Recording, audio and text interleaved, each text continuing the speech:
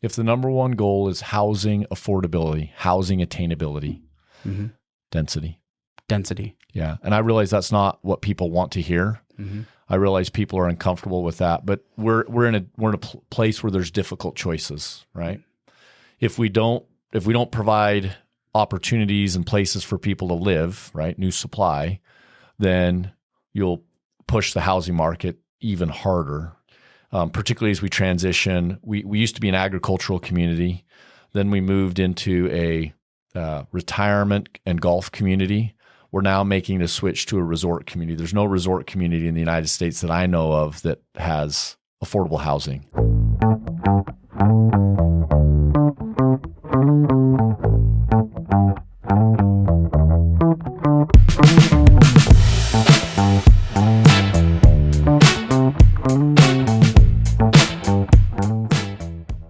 Hey, everybody. Thanks for tuning in to another episode of the 435 podcast. I'm your host, Robert MacFarlane, and today's guest is House of Representatives Neil Walter. He serves in our state legislature in District 74. He's also co-owner of NAIXL and ERA Brokers Consolidated, I think is what it is. So he understands real estate at a deep level. He serves up at the state legislature. Great candidate to have on, or great person to have on. He's running unopposed, but he's running in the election, so you'll probably see his name if you're in District 74.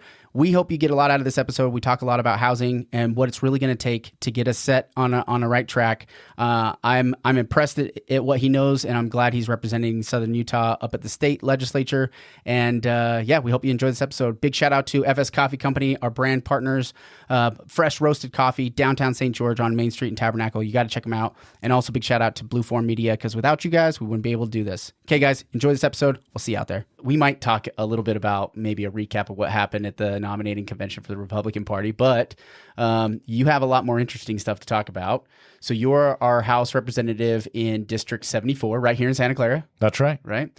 And when were you elected into that seat?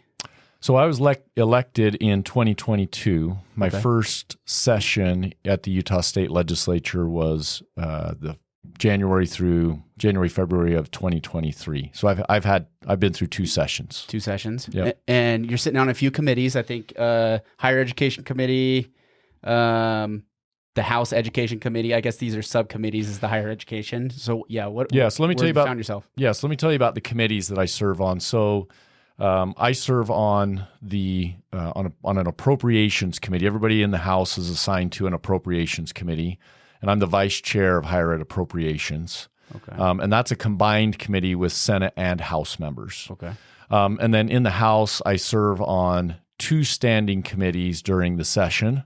Those committees are political subdivisions, so think cities and counties, and education. And education is primarily focused on public education, but it covers both public education and higher education. It's all education statewide. Got it. And then during interim, so in Utah, it's important for people to note the legislative session is 45 days. And after that 45 days, we meet periodically throughout the year. It's not every month, but it's about once a month, but not every month.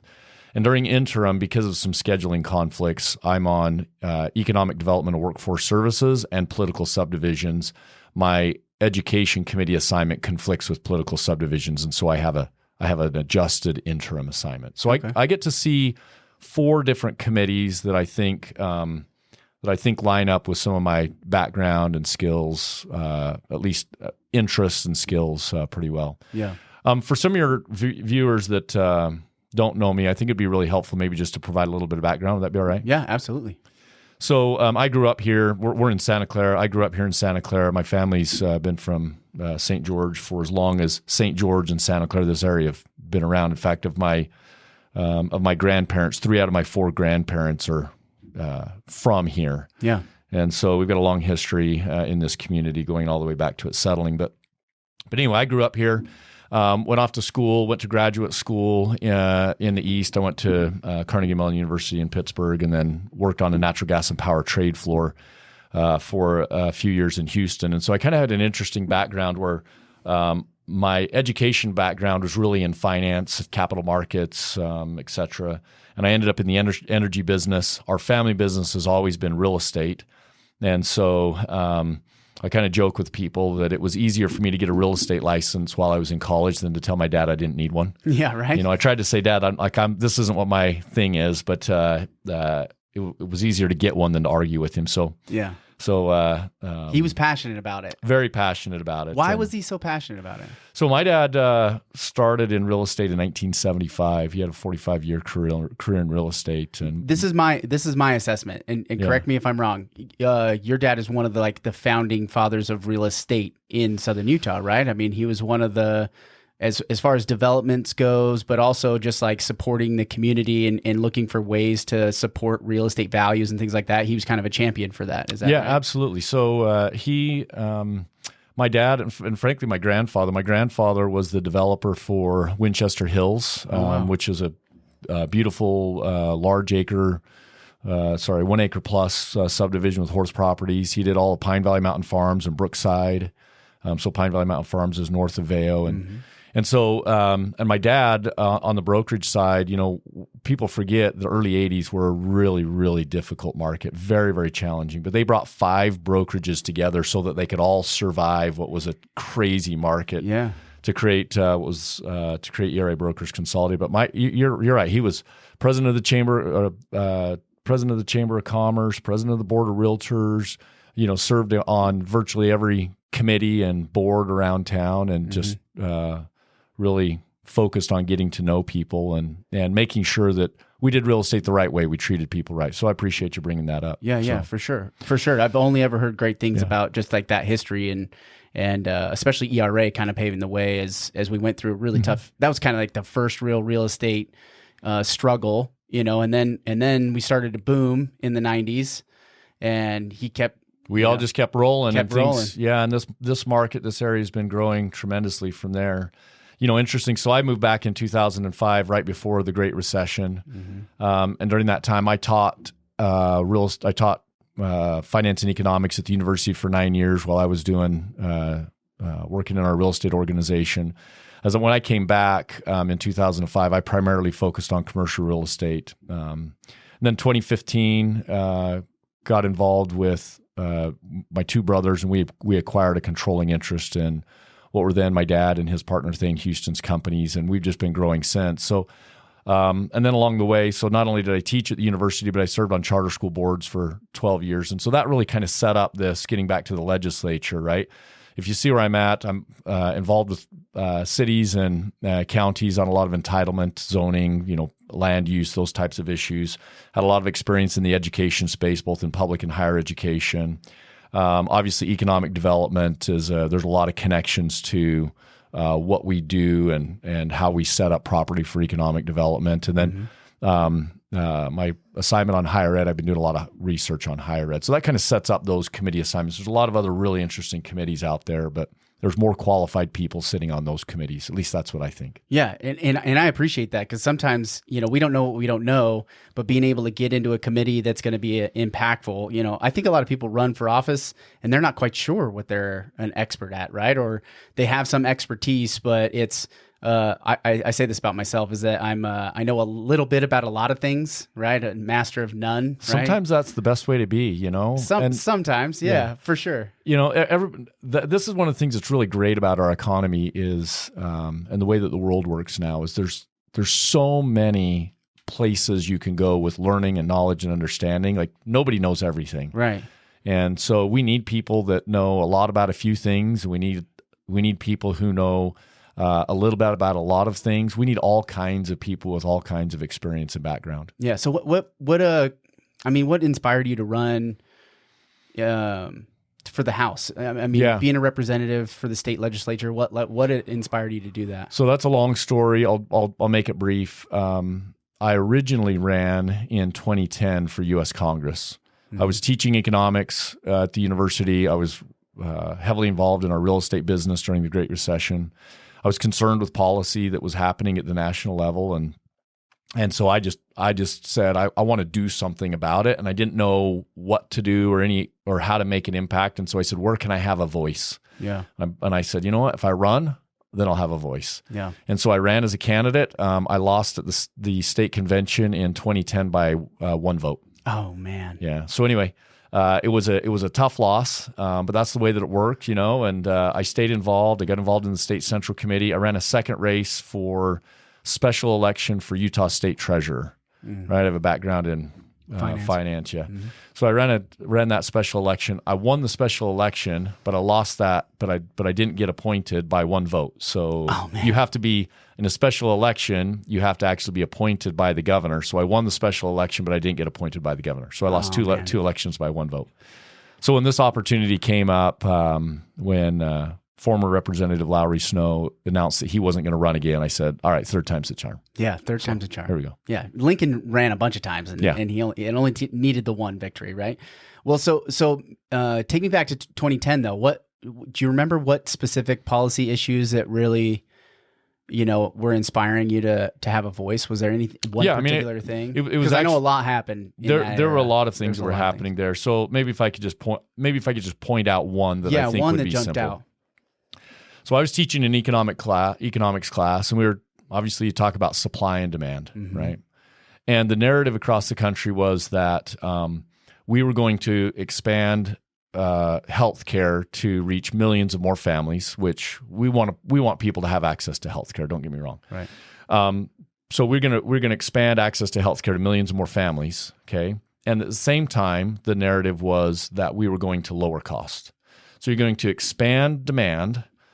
You're implementing structural constraints that will reduce the number of service providers because you're making it harder for people to provide that service, right? Supply. That's a reduction in supply. And the narrative we were telling the country, the narrative that was being shared across the country is that we're going to lower cost. In a basic supply and demand model, like that's not feasible, right? It doesn't work that way.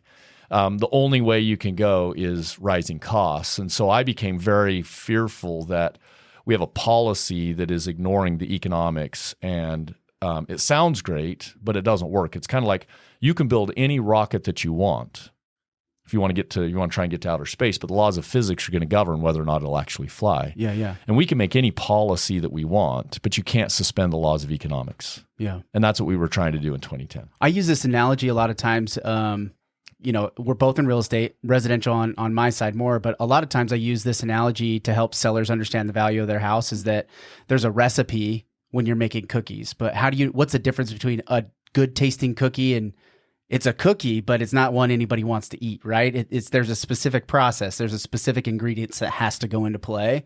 And that's the thing that always confounds me when it comes to government is that there are a lot of clear-cut rules of how especially when it comes to economics, like these things will work and then these things will not work. We've tried these things over and over again. So it's odd to me that we continue to ignore some of these supply and demand issues, which taking that a step further is something that we both wanted to talk about as well. Is it seems like similar policies in housing is being laid out in front of us as well, right? Is that we're having some real challenges with creating enough supply with the rising demand, which just comes from an evolution in population and, a bunch of kids that are needing to leave their house and there's not enough houses for them to buy, which causes multiple offers. It's just a quick anecdote is we had a listing, the comparable properties show it at $285. It's a townhome, downtown St. George, 2-bed, 2-bath, nothing, super fancy. It was built, in I think this was the late 80s. It was built in the late 80s. And we had 9 offers on it right out of the gate. This was in 2021, right? This is right now. Right now. So like spring of 2024. A lot of people think the housing market is somehow collapsing or in free fall. That's not it. It's not even close. Look, our market research shows that for March of 2024, Orange County, California, which a lot of folks think people are just leaving California and it's a tough market, tough economy. Our market research shows that right now in 2024 that median home price is up 16% year over year. Yeah. They never actually went down from 2021. It just 22 was higher, 23 was higher. Now we're in 24 and it's higher. Well, their supply went up in 23 and then started, I guess it was late 22, 23, their supply was going up and then it started going back down. It turned around and went right back down. And here's the crazy thing is you think about, okay, well, in 2023, in March of 2023, median home value there was $1 million, right? Well, if it goes up 16%, that means it went up $160,000 in 1 year. Yeah. Right. And we start talking about affordability, bringing this back home to Utah, bringing this back to Washington County. We're having a big time conversation about housing attainability, housing affordability, right? I'm not talking today about affordable housing, which is where we're subsidizing, rent control, all that kind of stuff. I'm talking about just access to housing, and we're doing some good things. But overall, this is a very, very difficult problem to solve, and it's not something that we can solve quickly. And going back to how this problem really comes to be, it is interesting to go look at the late 1970s and the 80s, because what happened then was interest rates went from, in 1970 to 1980, interest rates went from 6 to 18%, right? They went up 3 times. Home prices, people think the home prices went down, but they didn't. Home prices actually went up nationwide by 175% over that decade, more than in any decade post-World War II. Right. So home prices were rising and interest rates were rising. You got to the early 80s, and it was painfully difficult for people to buy a home, to be able to afford it with their payments and everything. And it took a number of years to work through that. Now we look back and say, if I could have bought a house in 1980, I'd pay that price. That sounds fantastic. Yeah. But we forget how hard it was at that time, given interest rates, wages, everything. It was very, very difficult time to buy a house. Yeah, and then we had a small reprieve early on in the 80s, and then it spiked again in the late 80s, right? 88 and 89, we had another spike in interest rates, which caused you had the savings and loan crisis. California went into a major recession. That impacted a lot of markets. I'm reading right now, it's called 3 Days at Camp David, about Richard Nixon and the 6 individuals that took us off the gold standard. So it takes us through it's like August 14th through the 17th. And the day by day, because Nixon was meticulous with his documentation. He recorded everything, which got him in trouble, right?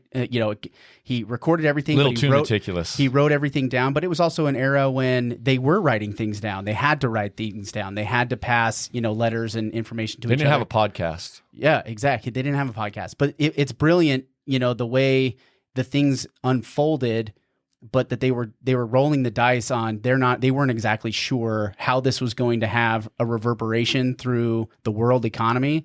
And, the decades after that kind of show that decision being made has really changed the economics across the country. And so looking at today, I can't help but think we're on the verge of another real strong shift in economic dynamics from across the globe, but also at the local level. But going back to housing in particular, what do you think, there's no simple solution, but how do you think we should tackle it? Like where do we start with housing, and where does the government fit in? Where does the private market and letting things work fit in? Let me articulate a couple of, at least what I think are principles that we have to understand in the context, in this landscape. If we get the landscape right, then it's easier to get the solutions right. But, okay, cool. Right, we're not talking enough about the landscape. So let me articulate a couple of things. First one is, our country's growing, state of Utah's growing, Washington County's growing, right? So if you have growth,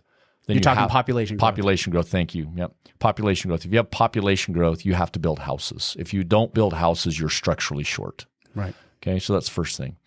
The second thing is, ever since the Great Depression, the Federal Reserve, so your economists and your key policymakers, have intentionally created a structurally inflationary economy. What I mean by that is, they want prices across the economy to go up a little bit because they don't want them to go up and then go down. That's deflation, right? They don't want them to go up and then down and then up and then down.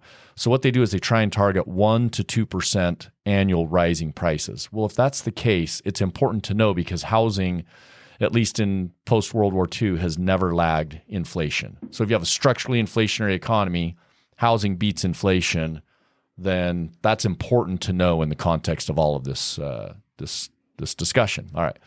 So number one is we have population growth. That's a tailwind. Number two is we've got a structurally inflationary economy. Number three that you have to think about, and this one is really tricky, but It used to be we built a lot of houses and we built them very easily. Southern California is a great example. They built millions and millions and millions of houses in the 60s, 70s, 80s. It's getting harder to build homes in a lot of places, and it's not because we're trying to make it harder per se. It just is, right? Water's less. Think about Washington County where we live, or even a lot of places in the Intermountain West, and definitely the West Coast, and frankly, for that matter, the Northeast. But we're constrained on water, we're constrained on land, we're constrained. We don't have as much room. It requires more permitting and more oversight. It just is harder to build. Infrastructure. Yeah, infrastructure has to be stretched further. It's just harder to build than it was, and the cost of getting materials is more than it was, and so prices are rising in terms of the cost structure. And then there's one last thing that I think is a really, really important one that we're forgetting, that we forget. Housing demand is trying to double. So I want you to think about this. So I'll give you two options. We live in the St. George area. It's a beautiful community. A lot of people love living here. I'll give you two options. Option number one is you can own a home here in St. George in the beautiful community with access to recreation, outdoors, etc. Right? Or option number two is you can own a home in St. George, you can own a home up in the mountains, and you can own a home on the beach. Yeah, I want that one. Virtually everybody wants that, right? Yeah. So as incomes rise, what happens is people say, "What do I want?" Yeah. And this is hard for us to wrap our heads around because we live here, but the United States on a per capita basis has one of the highest incomes of any country in the world. It's definitely the highest income for a large country. Mm-hmm. So the amount of money moving through this economy is really quite extraordinary. And then you take things like I think it was Utah Business Magazine reported that 21 companies in the past 5 years have sold in Utah for over $1 billion. Right? Yeah. Well, that's a lot of money, right? That's a lot of money. And then you say, well, gosh, what percentage of the 2.5 million people that live on the Wasatch Front would like to have a second home in St. George? Mm-hmm. And the answer is almost all of them, right? So not that they're all trying to buy today, but in the long run, as incomes rise, right, one of the discretionary purchases is housing. I'll give you one last illustration, and I'm belaboring the point, but I think it helps. In 1960, how many telephones did a typical household have? One. How many phones are in a household today? Probably one per person. One per person. In 1960, how many televisions did a typical household have? Maybe one, but maybe less than one. Maybe one, right? Yeah, because I think if you were lucky, it wasn't until like because the Nixon Kennedy debate was the first one televised, and that was black and white, and that was early 60s, right? 62? Yeah, there you go. Perfect. So yeah. How many screens do you have in your household today? So many, so many, like 3 per person. They're in your refrigerator now, right? Yeah, right. All right, so in 1960, how many cars did a typical household have? In 60, probably 2. One. Just one. Yeah, okay. you were lucky. You probably had one. Yep, you're optimistic. I was optimistic. Yep. So that's my privilege speaking right there. I had wealthy grandparents. I was like, they had 2 cars, I think, back then. So, but now you start to think about how many cars does a typical household have? Yeah, it's one per driver. Yeah, right? One per driver. Yeah, for sure. Right. So in 1960, how many homes did a typical family own? Just one, maybe. Yeah. Now you start thinking about your primary residence, your investment property, your short-term rental, your vacation property. How many homes will the typical household own in 2030, 2040, 2050? Yeah. Right. Household demand for housing is actually it's growing much faster than population growth. Yeah. So when you put those in context, and particularly in some markets, right? This is one of those markets, your coastal markets, Park City. So what happens is, number one, structurally inflationary economy. Number two, tailwind of population growth. Number three, people want more houses. Number four, it's getting harder. Like that's the problem that we're facing. It's getting harder to build, right? Harder to get infrastructure stretched. And then now you've got an increase in interest rates. Yeah, this is a very hard time. Yeah. But the demand isn't gone. It's just waiting for the next opportunity. Yeah. And that's so we have rising demand, but we have a sinking supply. You made a comment a little bit ago about the difficulties of building. You made the statement, which I think I'm not quite sure I agree with, that we're not making it more difficult to build. Would you say that is the case here in St. George? Is it easier to build here in Southern Utah than it was back then? I would say that let's go back to like the 90s, right? If we were like headed to where I would say nobody's intentionally making it harder to build. And there's always exceptions for that. But in general, what's happening is building codes are changing, right? Zoning and land use ordinances are changing. The rigor of the inspection process is changing. The materials that you have to use, right? Just this is all safe. A lot of this is just safety driven. It's kind of like, every car has airbags now. 20 years ago, it was a luxury item. Yeah. And so, but that makes cars more expensive. Right. So I don't think we have more expensive. I'm not seeing policymakers out there saying, hey, one of our policy objectives is we have to make it more expensive and harder to build houses. That's not what's going on. It's all of these things that are well intended. But it is harder though. I think it's harder. It takes longer and it is harder because you have to build a higher quality product than the product we built in 1990 or 1980 or 1970. Yeah, thinking of those big booms of supply growth, right? A lot of those things we got beat up on because like mobile homes and manufactured homes, they didn't hold their value as well. They weren't at quality enough to where over a typical life of a house, like let's just say you live there for 10 years, quality degradation, those types of things, the values weren't holding up. So then you see lending institutions say, I don't know if I don't want to lend on anything that's older than 1972, right? Or, when it comes to mobile homes or manufactured homes. So lending is restricted because they're trying to protect themselves. Where nowadays, we're looking for opportunities to increase supply and lower the difficulty of entering in the market. Is that part of a conversation that's going on? It's like, how do we help builders or developers or single homeowners? And I'll say this one other thing is, you said in Southern California, their big growth. My dad was telling me, and I've seen clippings of like you could go to Sears and buy a house, and they deliver all the stuff, and you just build it yourself on the pad, right? So that kind of increases the supply boom when people are willing to do that. People are willing to do that these days, but it would also be significantly more complicated. I don't even know if you could get it permitted. You can't get it permitted. I don't think. Even those like tilt-up manufactured homes, like Boxable or some of these, stick-built but modular homes, like even that has some real restrictions on getting it in certain areas of town, right? Yeah, I think that we're trying to navigate through that. One of the things I was really excited about is in 2024, this legislative session, Utah actually amended their building code to accommodate manufactured or modular housing, right? So now they're trying to figure out how to work this into the code. Mm-hmm. But that doesn't mean just because they incorporated this into state law that tomorrow you can go to your city and pull a permit. Right. Or is there going to be a demand enough to where they're like, ooh, I see that as a viable option, right? There's the viability is still in place. So it's this, you got to set the codes up, get the cities on board. Then the demand has to decide, ooh, is that worth it or not, right? I think there's some good things happening policy-wise, but I think it's going to take a lot of little things as opposed to one big thing, right? Mm-hmm. I think that's probably one of my biggest takeaways. It's going to take time, and it's going to take a lot of little things as opposed to one big thing. We have to keep working. We have to keep working at figuring out how to, in the right ways, bring supply to the market. Because if we don't, then, like I said, there's a very, very deep demand. There's a very, very deep pool of demand, and it'll just continue to push as incomes change, and that's going to make it harder and harder and harder for entering the housing market if we don't get ahead of this problem. Now, in the past, I just take a lot of encouragement. In the past, I think, at least in anybody's recent memory, the hardest time to buy, including today, the hardest time to buy would have been the early 80s. Right? You think about that. We're at 7% interest rates today, 18% interest rates, right? And home prices went up 40%, 40-50% the last few years. They went up 175% in over that decade. Mm-hmm. So they had massive appreciation and very extraordinarily high interest rates.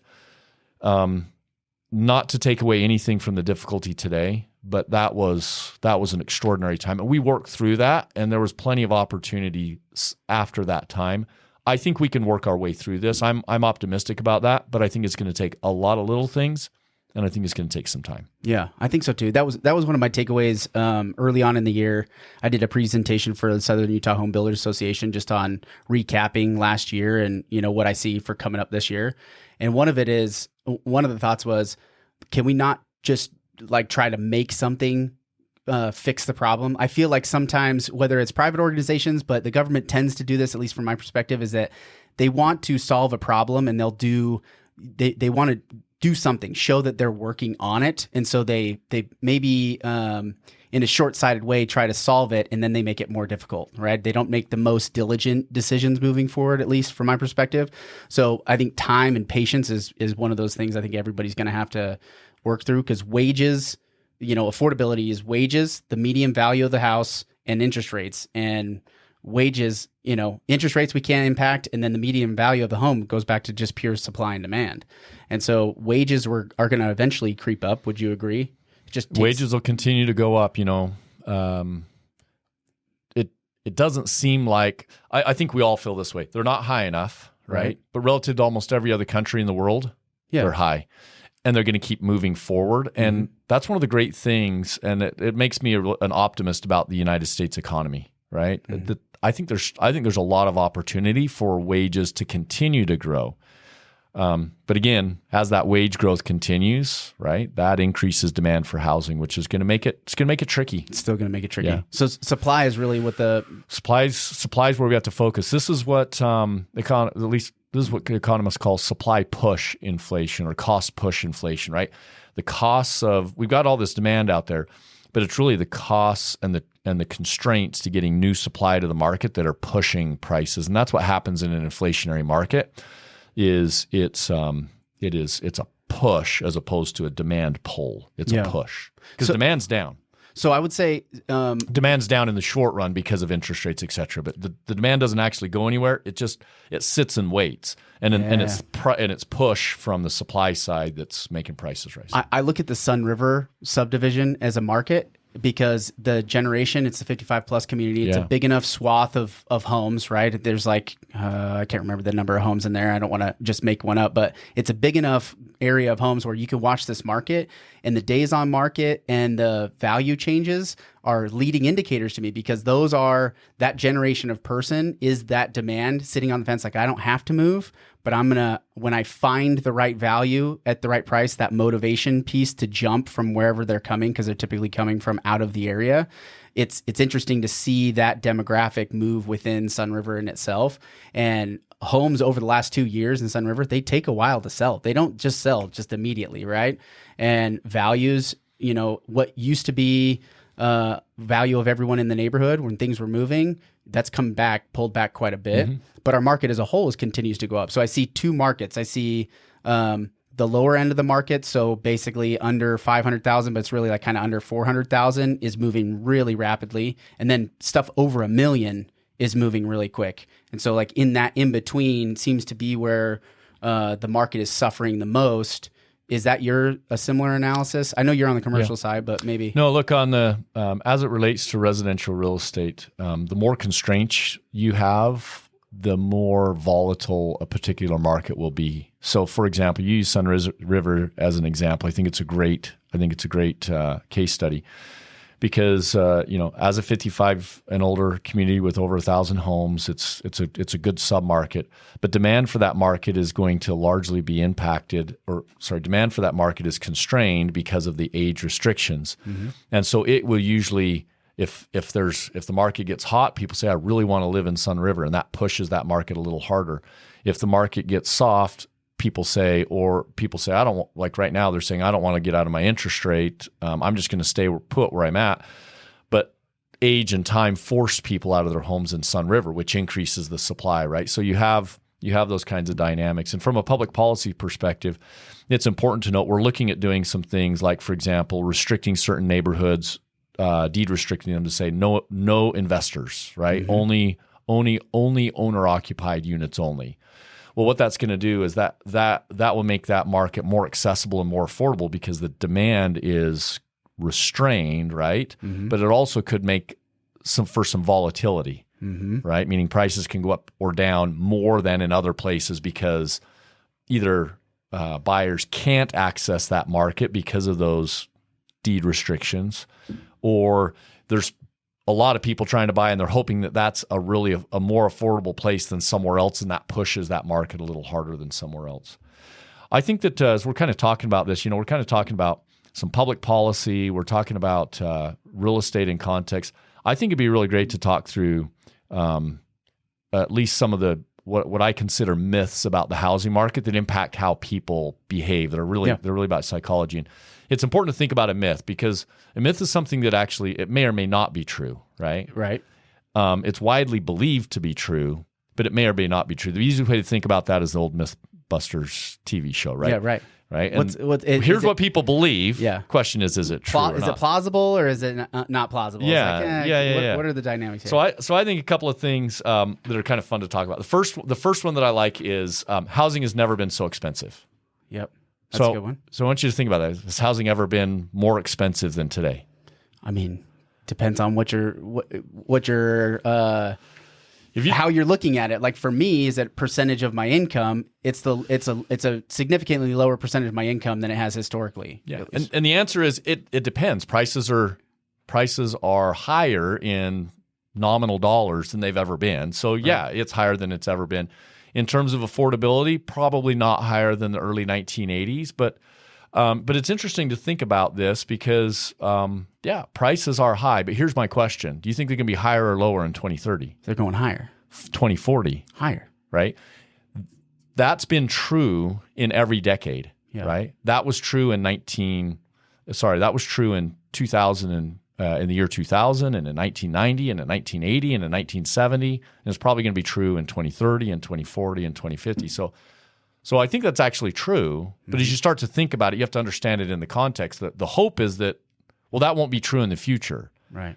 Well, if it's always been true, it has a high probability of continuing to be true. We also are sitting back on a perspective of, I remember what happened in 2009 and 10 when there were tons of foreclosures and you could go pick up crazy, not beautiful houses for pennies on the dollar, right? So we came back from, it's close enough in memory to where we have this big population of people that actually got into investing for the first time when that market had fallen apart, but it's still short-sighted because it's one example of a moment that it was propped up on, things that don't happen anymore, right? We don't have the supply. We had like quadruple the supply, at least here in Southern Utah.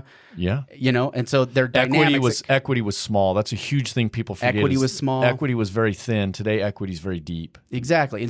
And then, looking at trying to compare, will we ever get back to that point? It's like, how would you ever be able to project that out? And if you look over the long tail of time, housing has always gotten more expensive. It might have gone down in a couple of periods of time, but it always comes back up. And again, that's a structurally inflationary piece. Yeah. One of the other ones I think that's really interesting is people say, well, I'll buy when I can find the right house, right? I can't find the right house. And I think we have to be really careful because there's no such thing as a perfect house. Yeah. Right? And so the house that I'm living in isn't a perfect house. And if I put on paper all of my criteria for a perfect house, some years after that house won't be perfect anymore because my needs or my preferences or my circumstances change. And so one of the things that is, I think, important for us to think through is we need to find a house that meets our needs and accomplishes our objectives, but we also have to acknowledge and recognize that there really is no such thing as a perfect house. Yeah.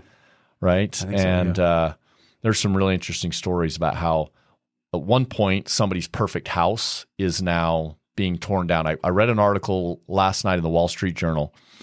Boca Raton, Florida, there's a home that just was purchased for $40 million. Okay? Wow. Most valuable home in Boca Raton. They're tearing it down. What? They're tearing it down. Right? Somebody's perfect dream house, 400 feet of beach, right? The guy that bought it or the group or the woman, whoever bought it, they're going to tear it down and build a new house on that lot. That's crazy. So it is crazy, right? Yeah. So this part is, I think, something for us to just work through.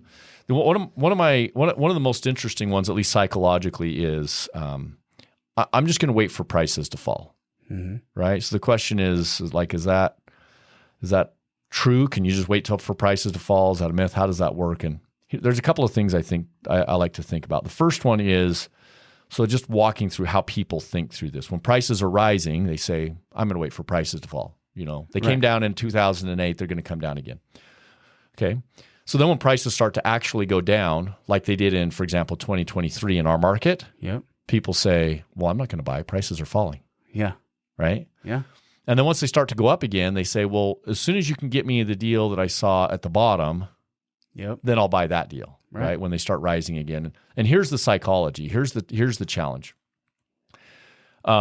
You have to take advantage of this narrative. You have to know when the bottom is, presumably, which is really hard. Really hard. I look at the data all the time. If I knew, like it would be if it were obvious, we just tell everybody, right? Yeah. So you have to know when the bottom is, and then also you have to have cash, credit, and courage when nobody else does. Yeah. Right? Because it's hard to buy when prices are low. That's why they're low. If it weren't hard to buy, right? If it's easy to buy, then everybody buys. Yeah. So and now you're competing. Yeah. So the interesting thing is, like, psychologically, you have to have cash, credit, and courage when nobody else does, and right, you have to know when the bottom is, and that's the problem with trying to time the market. That same principle, if I knew how to do that with Tesla stock, I could make a giant pile of money, right? Yeah. I could do it if I knew how to do that in the bond market. I could make a giant pile of money. That's the trick. It's hard to buy when prices are low. That's why they're low. If everybody knew that Bitcoin was going to bottom out last year, we'd all bought Bitcoin and made fortune. Yeah. But we didn't know. Right. So, what other myths you got? I got two more here. All right. One of the things we have to be really careful about is our intuition, right? So if interest rates fall, then that causes home prices to rise. Right. If interest rates rise, then therefore home prices should fall. Or there's downward pressure on pricing. That's right.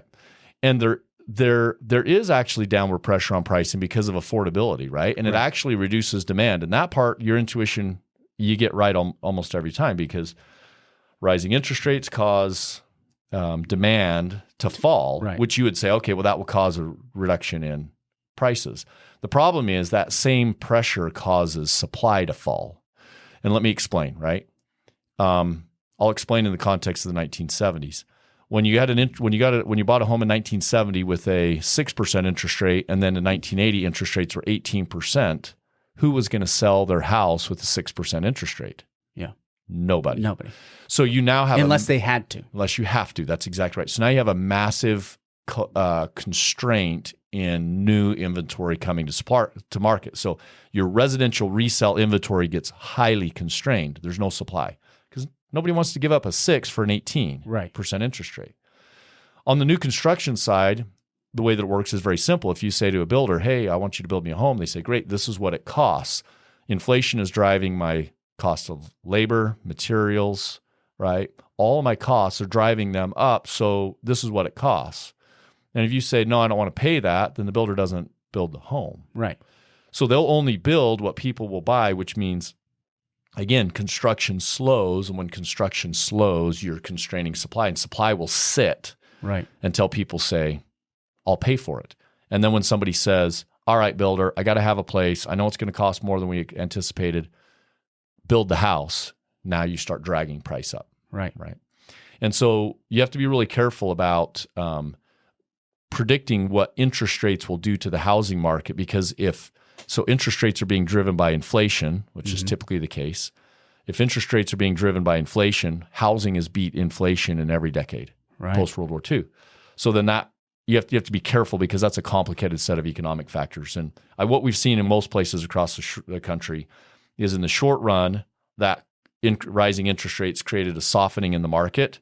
And now you're starting to see inventory tighten up, and the markets are responding to that. Not everywhere the same way, but that's kind of the general rule that's floating across the country right now. Yeah, and it makes it difficult for a lot of people. And I'll make one caveat to that too: is the purchasing power is going down as interest rates are going up, right? So you're 99% of the buyers that are getting a loan are price sensitive on a month-to-month basis. They're rarely as impacted by the sticker price of the house. They might be in their hunt and their negotiation of wanting to get a good deal when they're looking at this big number. Let's say it's $700,000, right? Of course, that sticker price is going to be important, but their month-to-month mortgage, whether, I think it's $10,000 a purchase price for every $100 of your payment is roughly kind of the price. Did I get that number right? Or it's roughly that. So, that sensitivity is in their purchase price. So if interest rates go up, a lot of times, buyers will just say, well, I just can't get that house that I want. Once time has set in to where they just can't get the thing that they really wanted or that they saw at one point it was valued at this.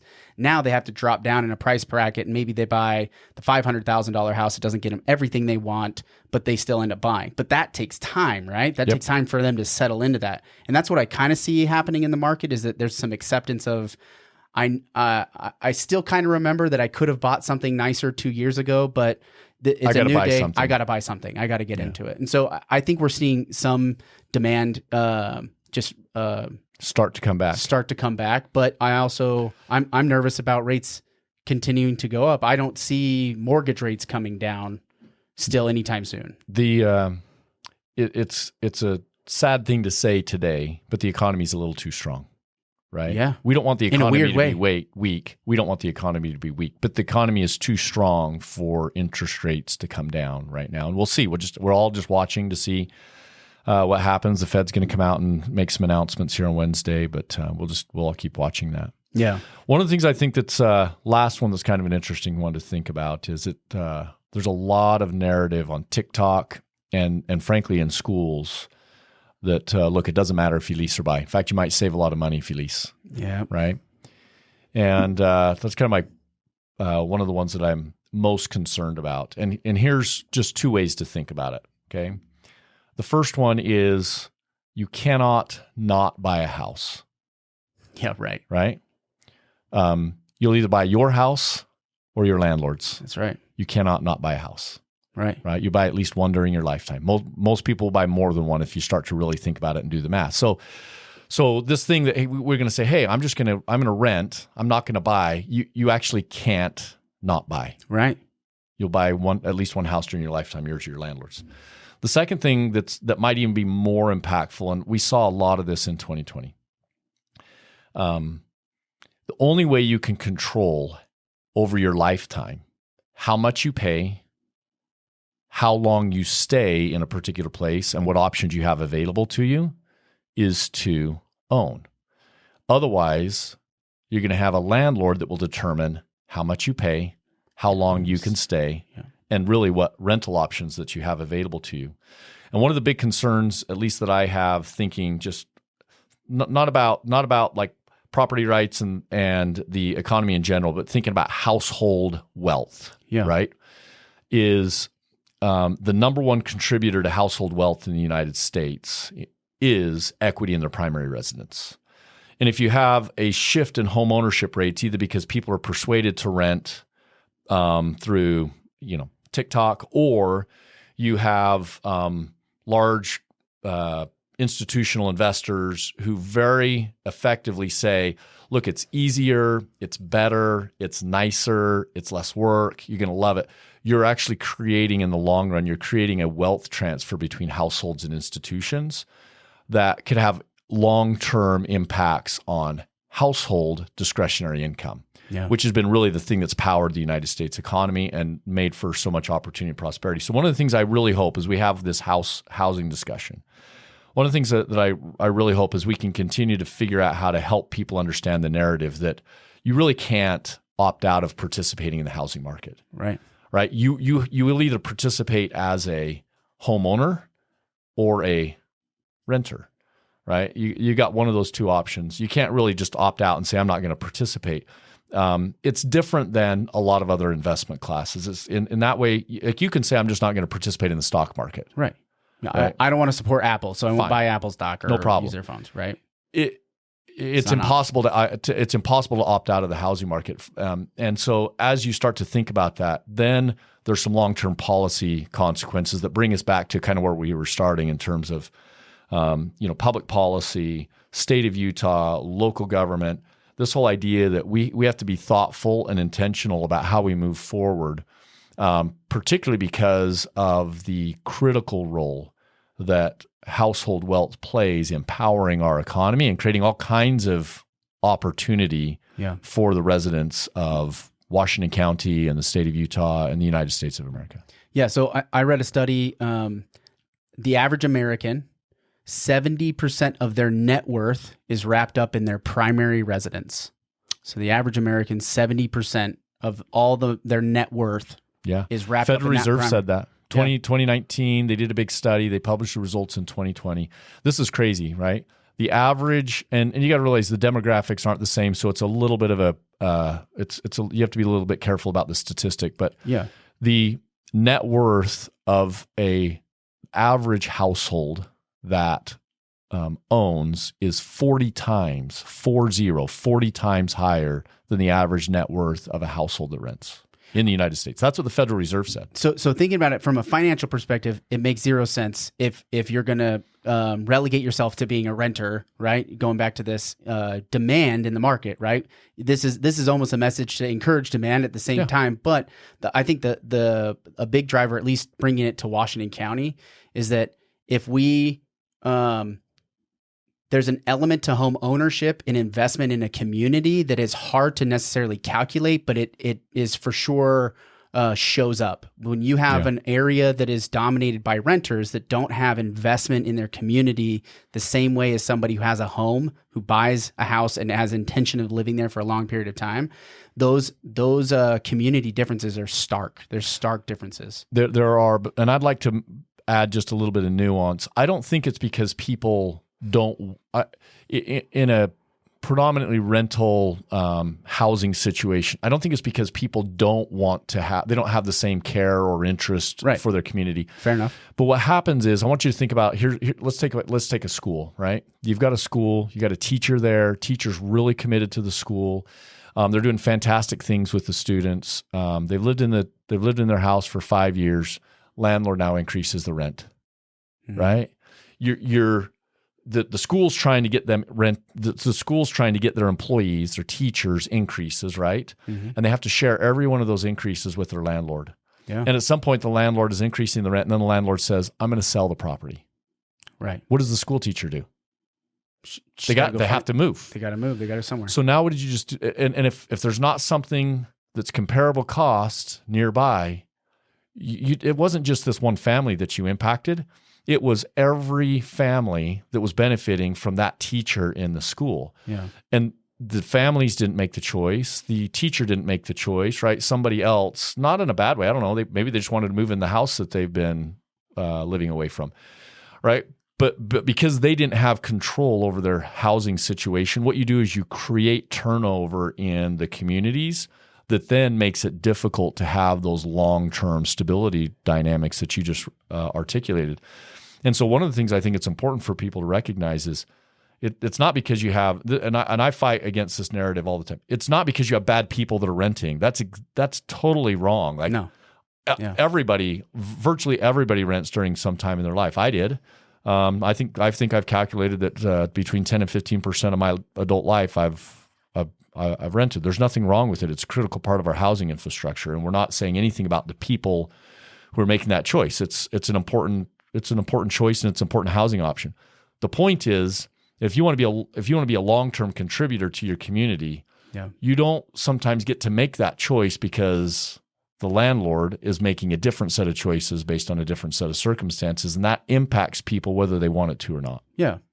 And all of those things, I think it's easy for people to target the landlord, be like, well, then don't let the landlord raise the rent, because this is what I've seen in other areas. But that's not the problem. I know they don't target the problem. They see what seems like the injustice is that the landlord is causing this chaos, right? Yeah. Where ultimately that's not necessarily the point. The point is we live in an economically diverse society. There's lots of different ways to, have investments and income and things like that. Your choice to rent is your choice. It is your choice to rent versus to buy. But at this point in time, I can see why a lot of people are opting to rent, because that cost, they haven't saved enough money to be able to even afford the ability to get in a house that will make sense for them. Is that a fair enough assessment? Yeah. And in a lot of ways, like that window of time where renting might make sense for you, but as soon as you can get into that ownership market, the better, right? Yeah. And now we're back to public policy. right? Yeah. Because public policy can make that whole process more challenging or less challenging. And I think the whole principle here is I'm not telling anybody when to buy. Like, I'm not telling you whether you should buy today or tomorrow or next year or last year. I'm just saying that you need to look at your circumstances and figure out what the right time for you is, right? People will know that for themselves. They'll figure out the right time. It's not 31.5 years old, right? For everybody. But as long as people understand that you can't avoid, right? You're going to buy at least one home during your lifetime. Here's your landlords. If you understand you can't avoid the buying a house, then the question is, what is the right time for you? And people will navigate that very effectively if they know. The problem is when people are told, look, you're going to save a whole lot of money and you're going to be better off financially if you rent for the rest of your life. That's actually not true. Yeah. Right. And we can do the math and support that, but that's not true. Yeah, that's just not true. Yeah. Okay, so I got one more question for you. All right. So along these same lines, when you look at Washington County, we're restricted in the amount of land we have, amount of water we have. How, I'm part of the Housing Action Coalition. I think you spoke at the Housing Action Coalition like annual convention where we were all talking about it last fall. And you made a statement up there is that there's not a whole lot we can do about it. At least my summary of it was like, there's not really a whole lot we can do about making homes more affordable. If you were to look at the mix of people wanting an acre or 5 acres and that group of people that are okay having small houses, we have to increase supply. Would you agree with that? Yeah. Then what would you say is the smartest, like if you were to kind of take a leadership role on specifically housing in Washington County, how do you think the design would make the most sense to help long time, keeping stuff stable? Let's try and simplify this. Yeah. If the number one goal is housing affordability, housing attainability, density. Yeah. And I realize that's not what people want to hear. I realize people are uncomfortable with that, but we're in a place where there's difficult choices, right? If we don't provide opportunities and places for people to live, right, new supply, then you'll push the housing market even harder. Particularly as we transition, we used to be an agricultural community, then we moved into a retirement and golf community. We're now making the switch to a resort community. There's no resort community in the United States that I know of that has affordable housing. Yeah. So you have to go back and you say, all right, well, what are we going to do about supply? Supply is ultimately the challenge. We have land constraints. We have water constraints. We're not going to get there by building third-acre lots with 3,000 square foot homes. That's not going to be the long-run solution. And right now, we're not going to build them at all, right? But right now, too, the way I'm looking at the market is that's the only way for builders to make money is by building big houses on big lots, right? I would say they absolutely can if there's density. They can do it, but because of the current mix of city decisions, zoning, and things like that, it's very complicated. It's very tricky. Right now, they're just building. I'll give you an example. Can you identify any detached single-family subdivision in Washington County that is at 7 units per acre or higher? Detached. I don't think there is any. I don't think so. That you can build them. In fact, we used to build them. Yeah, there's some downtown. Downtown St. George. The whole point is that we know how to do this. We've done it in the past. We'll have to work through it. So you asked the question. The question was, is there a solution? I think there is a solution. It's density, but density is a very contentious discussion in our community, and it's going to take some work to work through that. Yeah, and get people to, ultimately they get to decide. The town in that moment they get to decide what direction they want to go, and that's kind of how we got to move forward. That's the way the system's set up that way. That's right. So, all right, man. Well, good luck. Because you're running unopposed on the Republican ticket for District 74. So I'm in pretty good shape this cycle. I am unopposed, and so unless I just really screw it up, I'm going to be good for November. That's great. But then I'll be running again in 2 years. So this is a 2-year seat, and it's very important that people know it's the people's seat, right? It's the citizens of District 74 in the state of Utah. It's their seat. If I'm doing a great job, I hope I can earn their support for